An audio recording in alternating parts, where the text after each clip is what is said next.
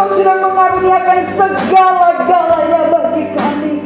Tidak ada alasan bagi kami untuk tidak bersyukur, bahkan untuk memuji dan memuliakan Engkau. Kami rindu Tuhan untuk memuji, memuliakan Engkau. Kami rindu untuk menyenangkan hati Engkau lewat hidup kami. Hidup ini boleh menjadi persembahan yang kudus dan yang menyenangkan hati Engkau. Segala hormat, pujian, kemuliaan hanya bagi Engkau Allah yang kudus. Terima kasih Tuhan hadir di tengah-tengah kami. Kami percaya Engkau yang ambil alih jalannya ibadah ini dari awal sampai selesai. Kami sudah berdoa, kami siap untuk memuji Engkau lebih lagi. Kami sudah berdoa dalam nama Tuhan Yesus Kristus. Mari semua yang percaya bersama-sama kita katakan amin. Haleluya. Yang ada berkesudahan, kasih setiamu Tuhan, selalu baru rahmat-Mu bagiku. Hari berganti hari, tetap kulihat kasih-Mu, tak pernah berakhir hidupku. Katakan Tuhan Yesus baik, sungguh amat baik, untuk selama-lamanya. Tuhan Yesus baik, Tuhan Yesus baik, Tuhan Yesus baik. Haleluya, sungguh amat baik, untuk selama-lamanya. Tuhan Yesus baik, Tuhan Yesus baik. Angkat jempolnya. Tuhan Yesus baik, haleluya, sungguh amat baik, haleluya, untuk selama-lamanya. Tuhan Yesus baik, Tuhan Yesus baik, Tuhan Yesus baik, sungguh amat baik, untuk selama-lamanya. Tuhan Yesus baik dari selamanya, dari selama-lamanya, untuk selama-lamanya, sampai selama-lamanya. Tuhan Yesus baik. Haleluya. Berapa banyak di antara kita yang sudah merasakan kebaikan Tuhan? Tepuk tangan yang meriah buat Tuhan Yesus. Haleluya. Puji Tuhan. Dia pasti bagiku, Dia pasti bagi siapanya. Dia Tuhan, Dia Allah penyelamat kita. Amin. Dikatakan hidupku dipulihkan, ya Tuhan, Allah kemenanganku. Dia sungguh baik, Dia sangat baik. Yesus, Dia baik bagiku. Oh, Dia sungguh baik, Dia sangat baik. Oh Yesus, Dia baik bagiku. Yesus baik, Yesus, Dia baik bagiku.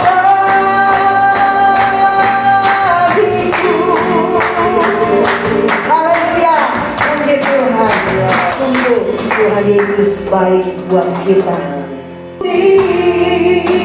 Sama-sama begitu, sama-sama katakan karya terbesar dalam hidupku. Amin. Amin. Terima kasih untuk keselamatan.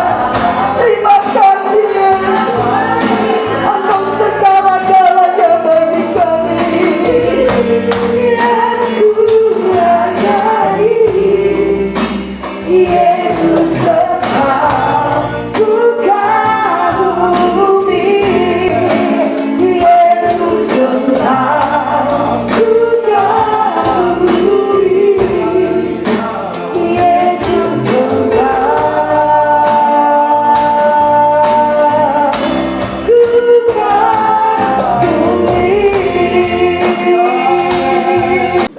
malam hari ini Tuhan, kami sudah memuji dan memuliakan Engkau.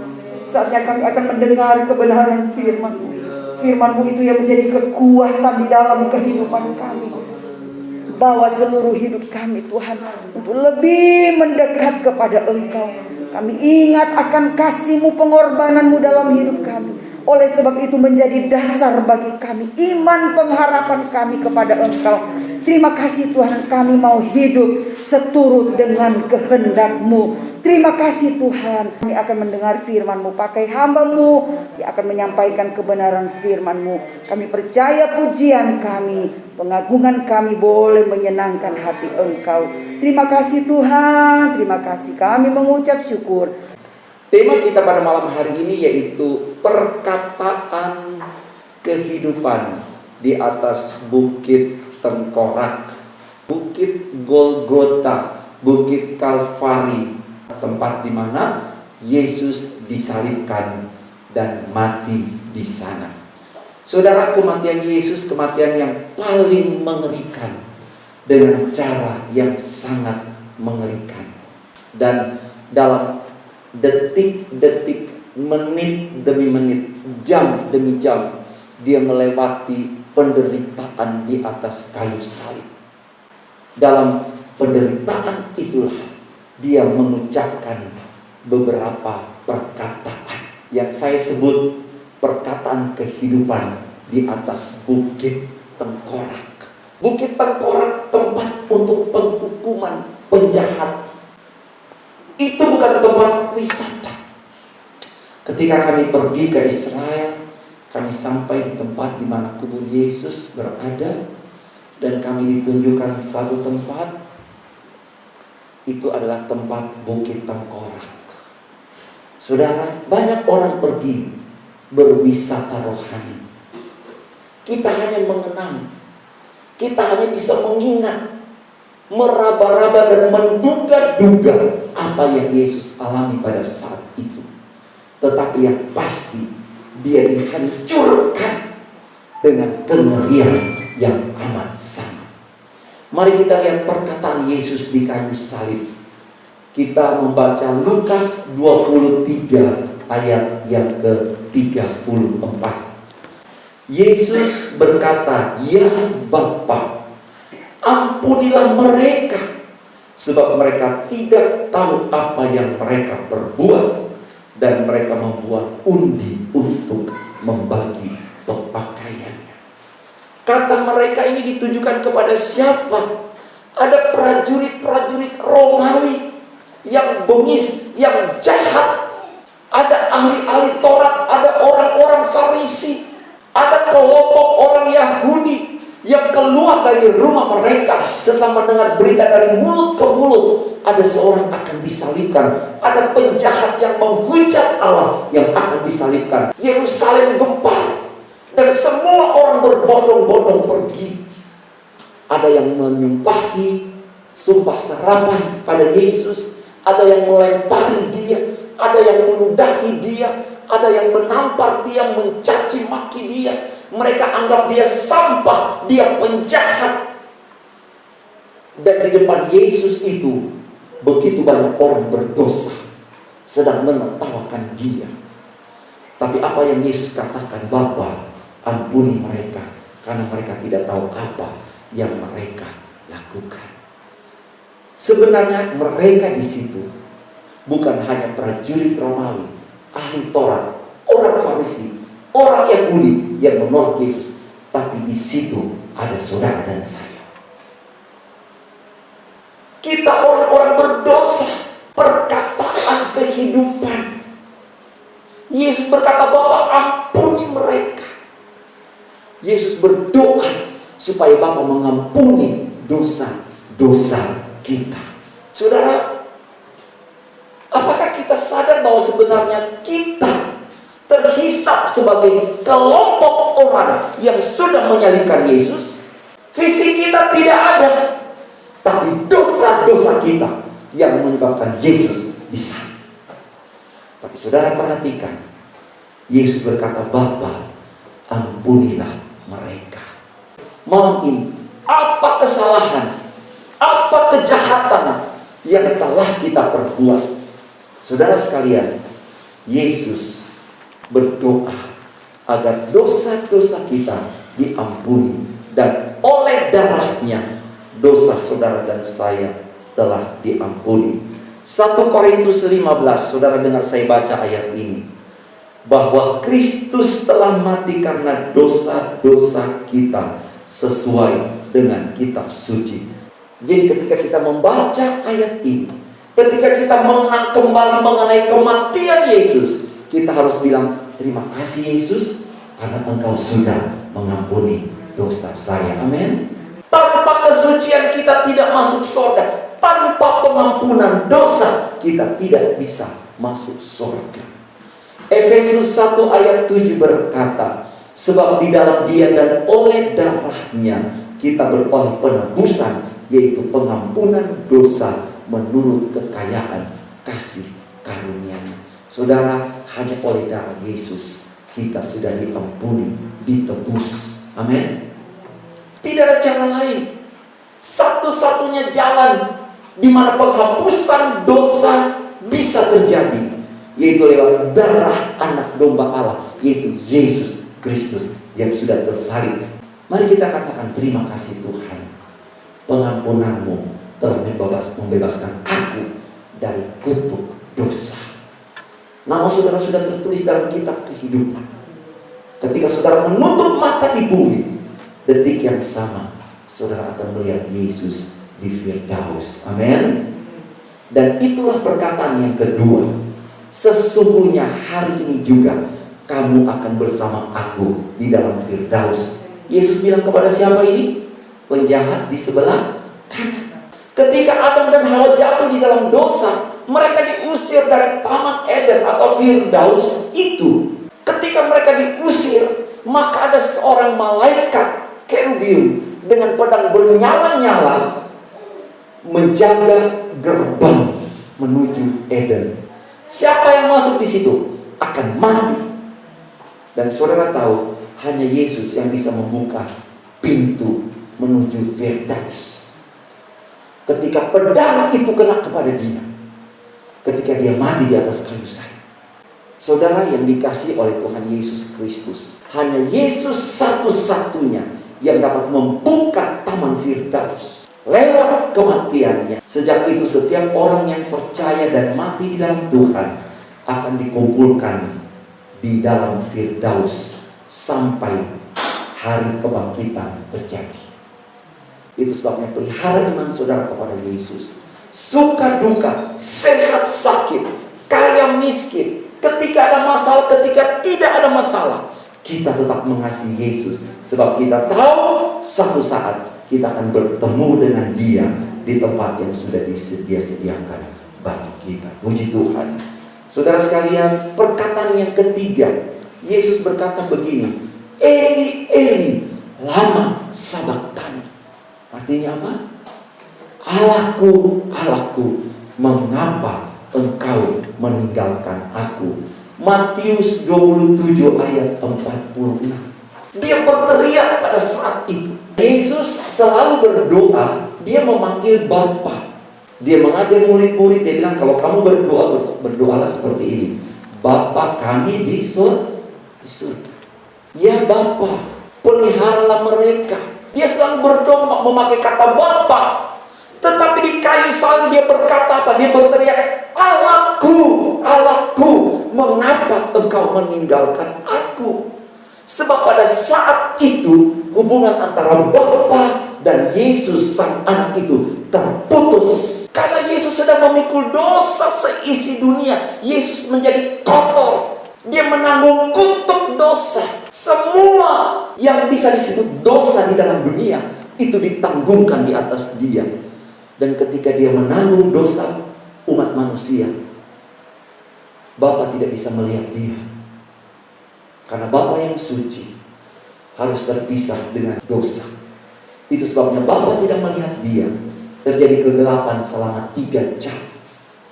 Yesus berteriak, Allahku, Allahku, Eloi, Eloi, lama sabachthani. Dia harus menyelesaikan jam demi jam penyalipan yang begitu menyakitkan. Ketika saya membaca bagaimana penderitaan Yesus di kayu salib, sangat mengerikan, saudara. Setiap sendi itu dalam tubuhnya tertarik, saudara-saudara. Karena tergantung bertumpul dengan tangan dan kaki yang dipaku. Dia sudah dipukul semalaman. Dia sudah berdarah-darah. Dalam keadaan seperti itu, ketika tidak seorang pun mendampingi, ternyata Bapa pun memalingkan wajahnya dari Yesus. Saudara, mengapa Yesus terpisah dari Bapa? Agar saudara dan saya yang terpisah dari Allah bisa disatukan kembali di dalam Yesus. Kita dipersekutukan dengan Allah. Amin. Tanpa Yesus kita dimurkai oleh Allah. Tetapi ketika Allah melihat kita di dalam Yesus, maka kebenaran dari Yesus membungkus kita sehingga kita diterima oleh Allah. Tapi ketika kita ada di luar Yesus, kita tidak percaya kepada Dia, tidak menerima Dia sebagai Tuhan dan Juru Selamat, maka Allah melihat kita penuh dengan dosa, lumuran dosa. Kita dimurkai, kita dihukum. Tapi ketika kita percaya, kita terima Yesus sebagai Tuhan dan Juru Selamat, kita ada di dalam Yesus. Kita dibungkus dengan kebenaran Yesus. Sehingga waktu Allah melihat kita sebagai ciptaan yang sudah dibenarkan, yang sudah dikuduskan. Dia terpisah dari Allahnya agar kita menjadi anak-anak Allah. Puji Tuhan. Galatia 4 ayat yang kelima. Dia diutus untuk menebus mereka yang takluk kepada hukum Taurat supaya kita diterima menjadi. Supaya kita diterima menjadi anak. Amin. Bapak Ibu Saudara sekalian, ini berkat yang luar biasa. Ketika kita menjadi anak-anak Allah, maka kita hidup dalam berkat dan keselamatan yang datang dari Tuhan di dalam Yesus. Amin. Itu sebabnya ada pertolongan. Puji Tuhan. Berikutnya, apa yang Yesus katakan di atas kayu salib? Dalam Yohanes 19 ayat 26 dan 27, saya kutip, "Ibu, inilah anakmu." Dia tunjukkan Yohanes ketika dia bicara kepada Maria. Kemudian dia berkata, "Inilah ibumu." Dia tunjuk Maria ketika dia berbicara kepada Yohanes, muridnya. Sejak saat itu Maria diterima oleh Yohanes menjadi bagian daripada keluarga Yohanes. Ayat ini bicara mengenai pemulihan keluarga, pemulihan hubungan keluarga.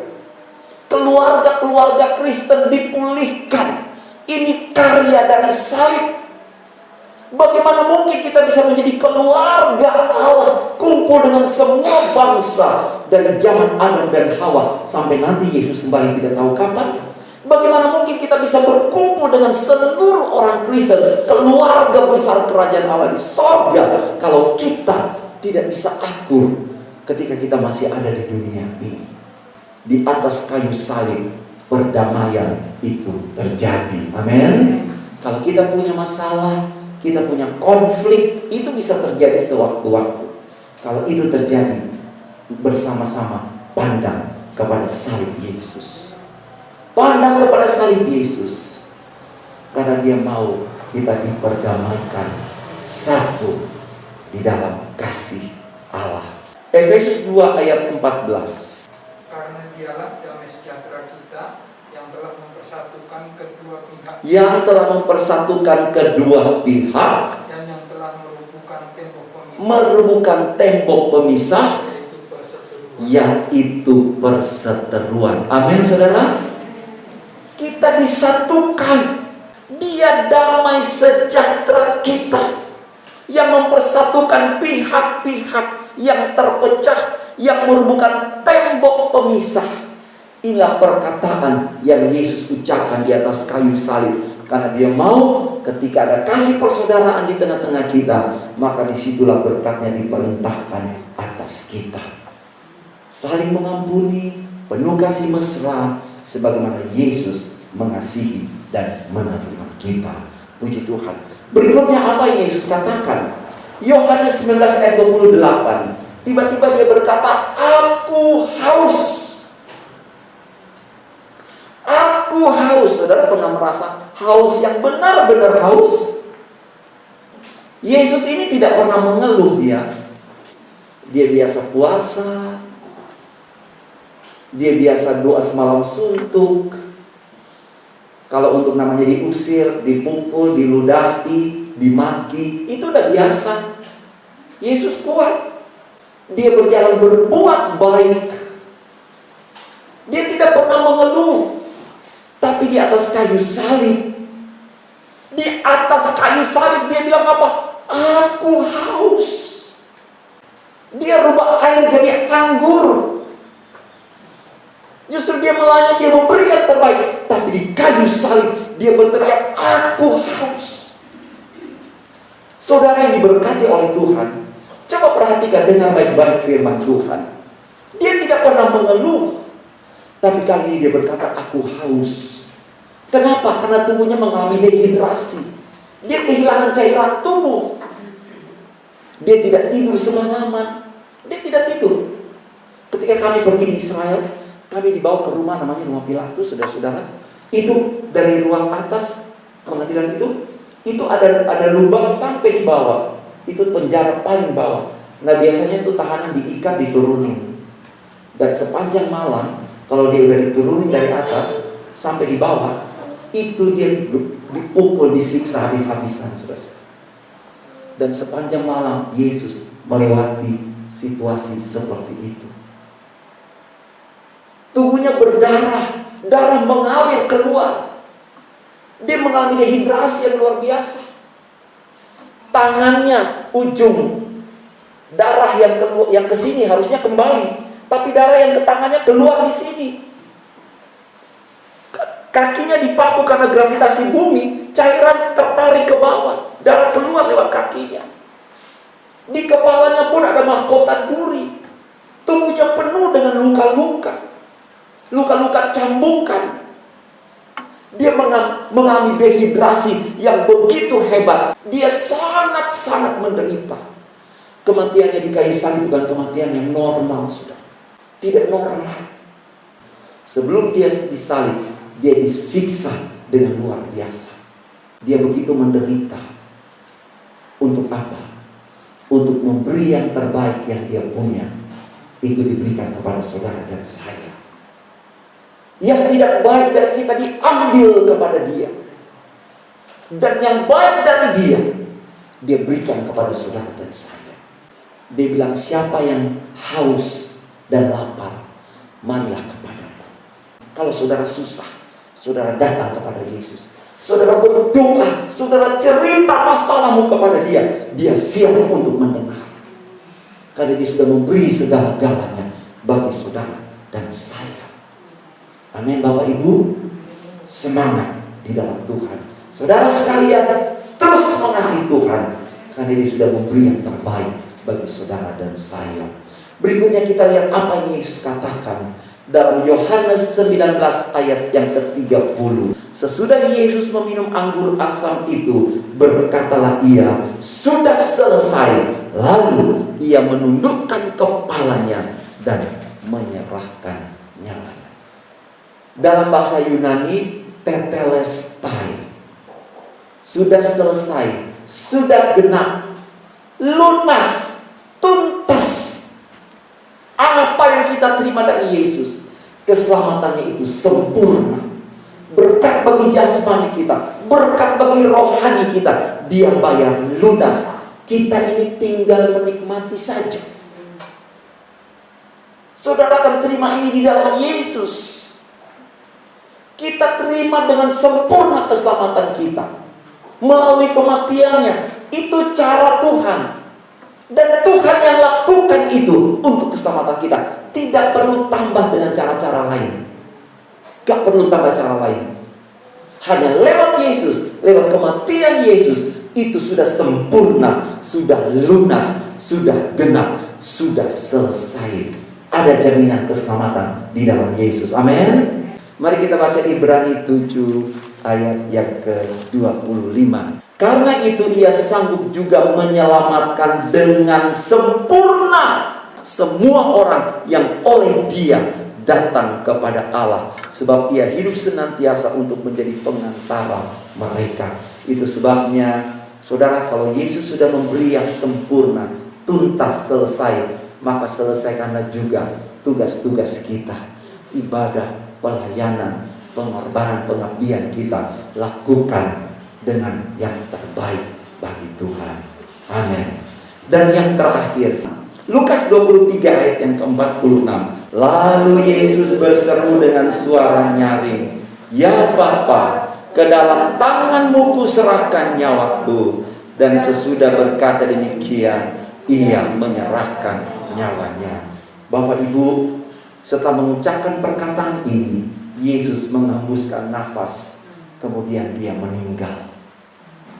Saudara sekalian, bukan prajurit Romawi yang membunuh Yesus. Mereka hanya bisa menyiksa dan menyalibkan Dia. Tapi Yesus mati karena Dia menyerahkan nyawanya kepada Bapa. Amin. Dia mati karena Dia menyerahkan nyawanya kepada Bapa. Setelah mengucapkan perkataan ini, Dia menghembuskan nafas dan kemudian meninggal. Saudara sekalian, Dia sumber kehidupan. Tidak seorang pun bisa mengambil kehidupan dari Dia, karena Dia yang mempunyai kehidupan. Tapi ketika Yesus mati di kayu salib, karena Dia menyerahkan nyawanya, "Ya Bapa, ke dalam tangan-Mu kuserahkan nyawaku." Dan sesudah berkata demikian, Ia menyerahkan nyawanya. Yesus meninggal. Kita sebagai umat Tuhan, saudara dengar baik-baik, hidup kita, nyawa kita pun ada di dalam tangan Tuhan. Amin. Penyakit boleh datang, masalah ancaman boleh datang, tapi kalau Yesus memelihara, memegang hidup kita, tidak ada satu pun yang dapat mengambil kehidupan kita. Ketika iblis datang ingin menggoda, mencobai Ayub, Tuhan bilang, "Baik, dia ada dalam kuasa-Mu, tapi sayangkan nyawanya." Iblis bisa menyerang Ayub dengan penyakit dan sebagainya, tapi nyawa Ayub tetap ada di dalam pemeliharaan Tuhan. Saudara dan saya, hidup kita pun ada dalam pemeliharaan Tuhan. Amin. Jangan takut. Apapun yang terjadi, ancaman yang terjadi, kalau memang sudah waktunya untuk kita kembali bertemu dengan Yesus di Firdaus, kita akan pulang.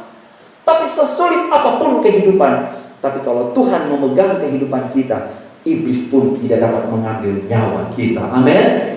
Bapak Ibu, ini yang Yesus ucapkan di atas kayu salib. Jadi kematian Yesus, saya mau tanya, menurut saudara, apakah kematian Yesus adalah satu kekalahan? Tidak.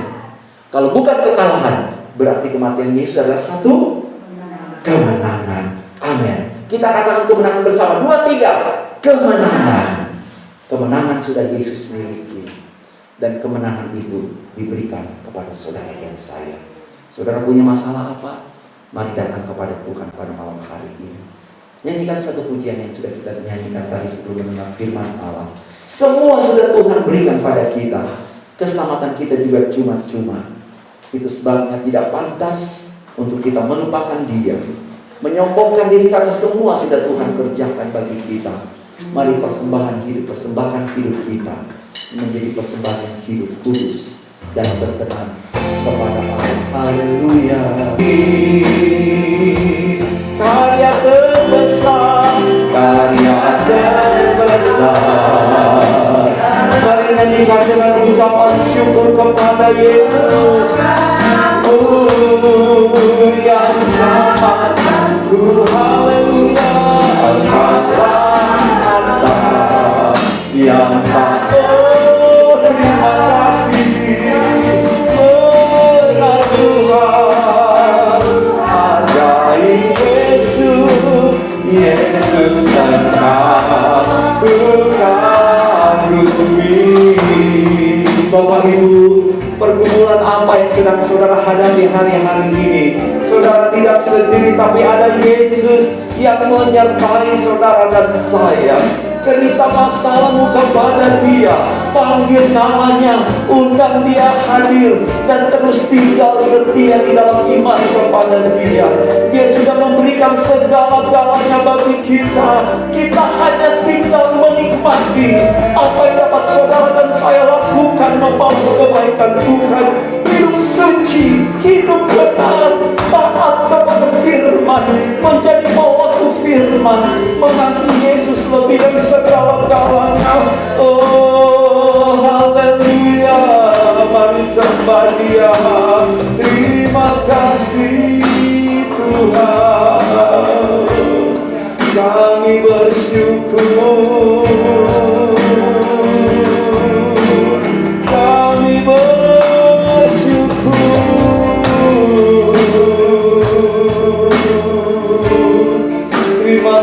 kasih buatkan yang penebusan. Engkau dihancurkan agar kami dibangun di dalam Engkau. Terima kasih Tuhan.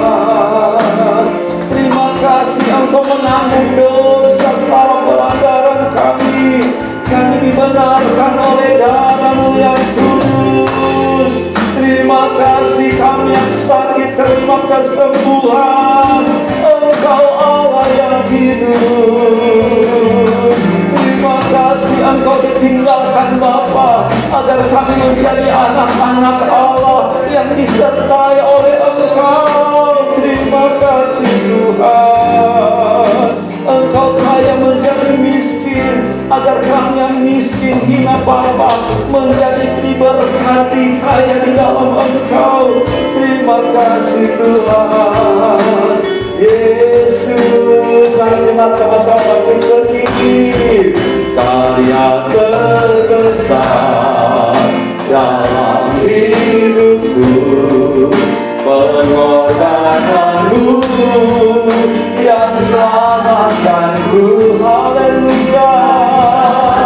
Harta yang tak terkira benar miliki dan ku hargai. Haleluya. Yesus Engkau ku kagumi. Mari sekali lagi mengangkat tangan kita. Karya terbesar dalam hidupku. Haleluya. Pengorbanan-Mu, amin, yang selamatkanku.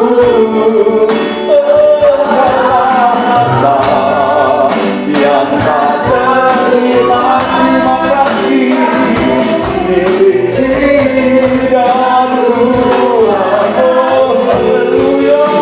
Yesus Engkau ku kagumi. Yesus, Yesus Engkau ku kagumi. Yesus, Yesus Engkau. Haleluya. Tuhan kagumi. Mari tepuk tangan sorak-sorai bagi Dia. Haleluya. Terima kasih banyak. Kami sudah mendengarkan firman Tuhan, hamba sudah selesai menyampaikan. Roh Kudus akan terus bekerja, membawa kami menghargai karya Kristus di atas kayu salib. Engkau mati memberi segala-galanya bagi kami, agar kami yang sudah terjual di bawah kutuk dosa, kami memiliki kehidupan yang kekal oleh penebusan darah Kristus. Terima kasih buat berkat pada malam hari ini. Ketika kami menerima firman-Mu, semangat kami dibangkitkan. Kami tidak pernah sendiri, karena Yesus mengasihi kami, karena Yesus menyertai kami. Engkau sudah menyelamatkan kami dengan jalan yang sempurna. Sudah selesai, sudah genap, sudah lunas, sudah tuntas ya Tuhan.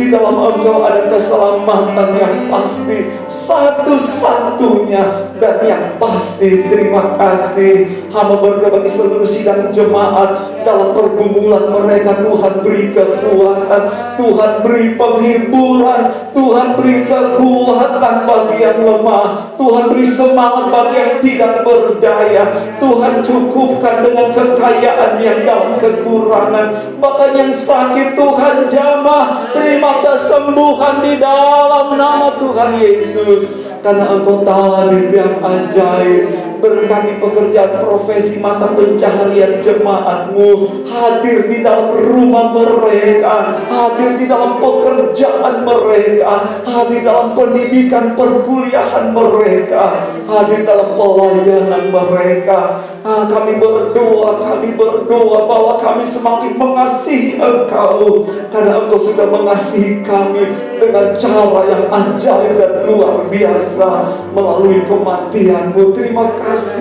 Kami mengenang kematian-Mu Tuhan. Kami mau bilang terima kasih banyak. Kami mau bilang terima kasih banyak. Kami mau bilang terima kasih banyak. Kami mau bilang terima kasih banyak apa yang dapat kami lakukan membalas kebaikan-Mu. Selain kami bawa seluruh hidup kami untuk mengasihi Engkau dengan lebih lagi. Terima kasih Tuhan Yesus, terima kasih buat penghiburan sukacita Engkau ada di tengah-tengah kami. Terima kasih jemaat yang sudah membawa hati menyembah Engkau, Engkau disukakan. Jemaat yang membawa persembahan korban, Engkau disukakan. Jemaat yang mengembalikan milik Tuhan, Engkau disukakan. Dan memberkati berlimpah-limpah, berlipat kali ganda. Terima kasih Tuhan, berkat atas seluruh pelayan yang sudah melayani Engkau pada malam hari ini. Dan kami akan pulang kenangkan tangan-Mu, dan berkatilah setiap kami. Mari saudara-saudara, kenangkan tangan saudara, angkat tangan saudara. Bapa Sorgawi, kami pulang, kiranya Engkau menyertai kami. Jemaat Tuhan, pulanglah membawa berkat dari Allah Bapa, cinta kasih dari anaknya Yesus, persekutuan dalam kuat kuasa Roh Kudus. Dalam nama Tuhan Yesus Kristus kami berdoa dan mengucap syukur. Haleluya. Sama-sama kita katakan amin. Tuhan memberkati.